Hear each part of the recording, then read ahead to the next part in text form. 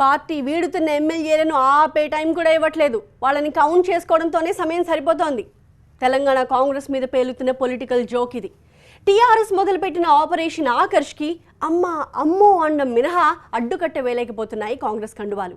ఈ బ్యాక్గ్రౌండ్లో వాళ్ళిద్దరి కోసం ఏఐసీసీ ఎదురు చూస్తోందట. అందుకే ఆ 2 పార్లమెంట్ నియోజకవర్గాల్లో అభ్యర్థుల్ని కూడా ప్రకటించలేదట. ఇంతకీ కాంగ్రెస్ అధిష్టానం ఎవరి కోసం ఎదురు చూస్తోంది? ఇప్పుడు తెలంగాణలో ఉన్న రాజకీయ పరిస్థితుల్లో అసలు టీఆర్ఎస్ నుంచి కాంగ్రెస్లోకి ఎవరు జంప్ చేయబోతున్నారు? కాంగ్రెస్ నేతల ఎదురుచూపులకు అసలు అర్థం ఉందా? తెలంగాణ అసెంబ్లీ ఎన్నికల్లో కాంగ్రెస్ ఘోరంగా ఓడిపోయింది. అదే సమయంలో ఆ ఎన్నికల్లో కాంగ్రెస్ సత్తా చాటిన ఏకైక జిల్లా ఖమ్మం. కానీ కాంగ్రెస్ అధిష్టానం ప్రకటించిన ఎంపీ అభ్యర్థుల్లో ఖమ్మంకి చోటు ఇవ్వలేదు. అలానే మహబూబ్ నగర్ ఎంపీ అభ్యర్థిని కూడా ప్రకటించలేదు. దీనికి రీజన్ ఒకటేనట. ఆ 2 స్థానాల్లో టీఆర్ఎస్ నేతలను బరిలోకి దించాలని కాంగ్రెస్ అధిష్టానం ఆలోచన చేస్తోందట. ఒకవైపు టీఆర్ఎస్ వరుస విజయాలతో దూసుకుపోతోంది.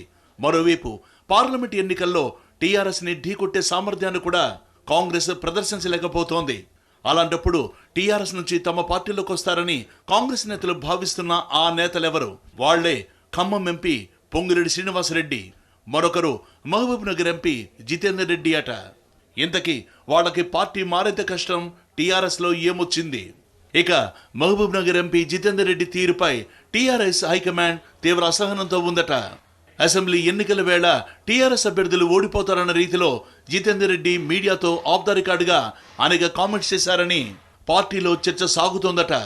ఈ విషయాలు కేసీఆర్ దాకా వెళ్లాయట. అలానే మహబూబ్ నగర్ పార్లమెంటు పరిధిలోని ఎమ్మెల్యేలు కూడా జితేందర్ రెడ్డి వ్యవహార శైలిపై అసంతృప్తిగా ఉన్నారట. దీంతో ఆయనకు టీఆర్ఎస్ టికెట్ రాకపోవచ్చన్న చర్చ పార్టీలో నడుస్తోందట.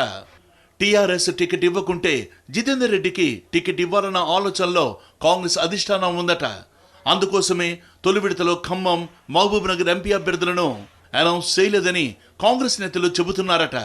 అయితే కాంగ్రెస్ కి ఏమాత్రం ఛాన్స్ ఇవ్వకూడదన్న పంతంతో ఎన్నికల వ్యూహాలు అమలు చేస్తున్న టీఆర్ఎస్ అధిష్టానం ఇకపై ఏం చేస్తుందన్నది ఆసక్తికరంగా మారింది.